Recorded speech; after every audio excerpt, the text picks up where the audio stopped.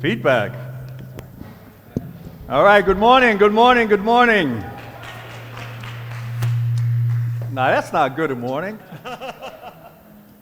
So I sat in a chair just like yours many years ago, and I was just fortunate enough to take some notes, absorb material, and learn. And then I got invited to get in a room with Ruben Mark and Bill Shanahan, who were the CEO and CEO of Colgate-Palmolive. They had no idea I was in the room. They had no idea who I was. But the fact is I was in a room, and I got to learn about brand equities and core competencies and shareholder value. And then as I rose on a corporate food chain, I like to call it, I got in a room with Bart Becht and Marcello Bottoli. And they were the CEO and Chief Marketing Officer for Reckitt Benckiser.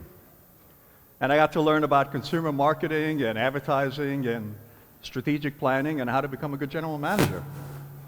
And then later on, I got in a room with Ofra and Michael Strauss, and I got to learn how to acquire companies all over the globe and how to become a CEO of a $400 million company.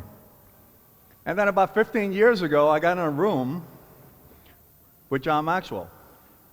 And I figured out and I understood that leadership is not an art, but it's actual science. So for the last 40 years, I've been getting in the room, taking notes, learning, growing, and guess what? I'm going to continue getting in the room until I end up in the mortuary room. So I want you to stand up and start putting your hands together because I want to give yourself a big hand. Come on, give yourself a big hand for being in the room today. Give yourself a big hand. Turn to the person next to you. Give them a high five. Say, you're in the room. Come on, you're in the room. All right, all right.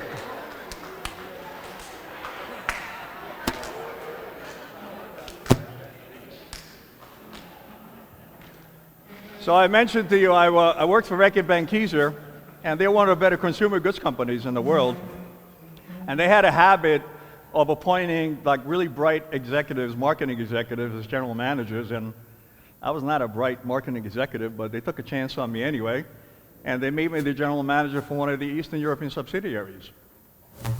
And at one of the business reviews or planning meetings, we beat our plans again like we always did, and some of the other companies with these really bright marketing executives failed to do so.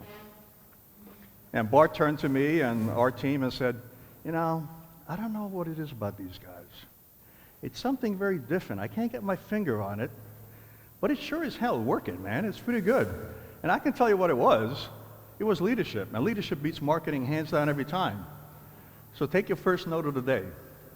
Everything rises and falls on leadership. Got that? Everything rises and falls on leadership. So I love San Diego Bay. And I've got my good friends Matt and Anita. They have this beautiful sailboat, and they would take me out on the sailboat every once in a while. And Matt is a pretty accomplished sailor. So Matt would just, I would just observe and see what Matt was doing, and Matt would every once in a while say, pull on this rope and pull on that rope. And by the way, I have no idea who came up with the jargon for sailboats, like starboard and port side. One just called the right side and the left side of the boat, right? I mean, it's just much easier, but all I did was watch Matt, follow his instructions, and then last year, I took a sailing certification course.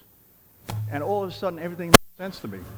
I understood why I had to tack, when I had to tack, how to tack, if I had to move the traveler, why do that, how to chart my course. So all of a sudden, it made a lot of sense. So I did first observe, I did a lot of observation, and then I understood why. And that really was my leadership journey.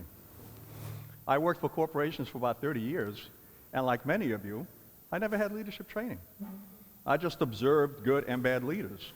And I kind of figured out, was like, okay, well, that's a good example of a good leader, so I'll repeat and practice that. And maybe that was a bad example, and I won't do that to any of the people that work for me. Right?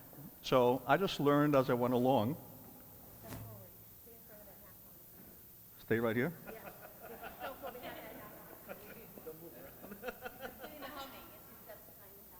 Yes, Candace, May. right? So I kind of, figured out that, what my thought? Thank you, Candace.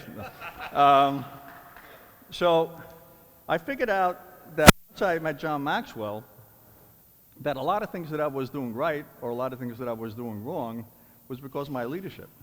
And then I figured out that the relationships that I formed and how I formed made all the difference in the world. So when I met John, I became a student of leadership. Specifically, I became a student of servant leadership. And once I figured out that it wasn't about me as a leader, but it was something about much bigger than me, it was about empowering people. It was understanding how to lead myself before I can lead others, which, by the way, is not easy. And then leading others is not really the end game. The end game is really developing leaders in your organization. And when you develop leaders in your organization, it takes a special person to do that because a lot of people are afraid of that. They're afraid if I develop a leader that works on my team, maybe they displace me and I don't have a job anymore.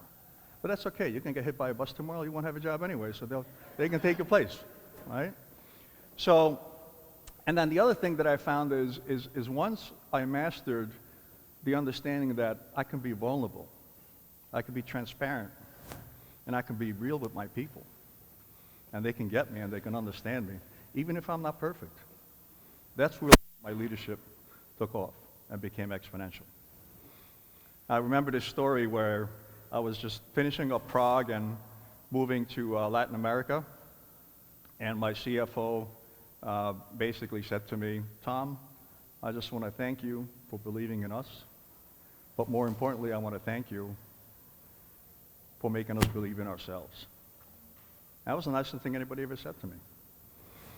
And that was the same team that I came in, and they were losing $2.5 million a year, and 3 years later, the company was generating $4.5 million in revenue. $6 million swing in 3 years, because everything rises and falls in leadership. So I'm not going to bore you with any of my stories. I got a lot of stories of how I failed and I succeeded, but you got a full day ahead of you. You already heard some of the great speakers here today. Somebody likened Live2Lead to like a drinking from a fire hydrant. So there's a lot of material. Overwhelmed. Okay, I got to stand on this side. Don't get overwhelmed, and just 3 questions. Write down on a piece of paper. If you check these 3 today, you'll be just fine. So, what have I learned? What am I going to do? And who am I going to meet? What have I learned? What am I going to do? And who am I going to meet? Right? And then you'll be fine. So before I introduce our first speaker, I want to give thanks to our sponsors. So even though Scott is sick, Craig, thank you so much. From the Dues Brothers, not the Blues Brothers, the Dues Brothers. Without you, this wouldn't be possible. And Craig is also heading up a business market ministry in San Diego and changing San Diego's landscape. So thank you for that, Craig. And where's Monica? Monica's stable. So IGBY and Uplift, they're changing the landscape in San Diego for low-income housing. So I thank her for being here. And my friend Kyle and Chris here, well, Chris is here, Kyle is not here. But Culture Force, my business partner, Chris and Kyle, and they're changing the landscape of culture in large organizations. Going around to Diana, Integrity Benefits. By the way, I love this screen, but you know what Diana renamed it? She calls it the R2D2 screen. And then we already mentioned Eve with the Christian Chamber of Commerce. And yeah, Earl, our photographer. So when he's pointing your... So here's a little trick that I learned in Florida when I was down there. A photographer said, Tom, when somebody takes your picture, stick your neck out a little bit, just like your chin a little bit. That's supposed to take it better. I don't know. You know better, all right? So that's our sponsor, so give them a big hand. I also want to recognize our Maxwell coaches in the room. They'll be wearing the Maxwell leadership little pins. If you could stand up so you could be recognized. So if you got any questions about the Maxwell organization, about this event, just kind of poke them and say, can you help me? And they're here to serve you and here to help you. All right? So give them a big hand. And then one more time, I want to give yourself a big hand for being in the room. So give yourself a big hand, because you deserve it. All right, I'm going to introduce our first speaker, John Maxwell. And if you have not heard of John Maxwell, you must be living under a rock somewhere, because he's probably the most recognized leadership expert in the world today. He's got more than 50 books. Most of them are New York Times bestsellers. And he's spoken on a stage more than 10,000 times. And like John says, if you're not good at it after 10,000 times, go find something else to do. But here's the thing about John, and I'll share a little story with you.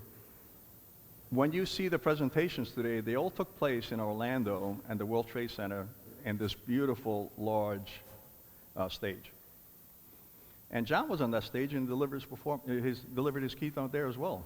And then about 4 weeks ago, I got a call and said, Tom, you got to get on this Zoom call Monday morning. So I jump on a Zoom call Monday morning, and it's John on the other end. And John is apologizing that his keynote could have been better. I saw his keynote. I'm a John's fan. I was like, what was wrong with it? There was nothing wrong with that keynote. But somebody apparently in John's organization told him he could have done better.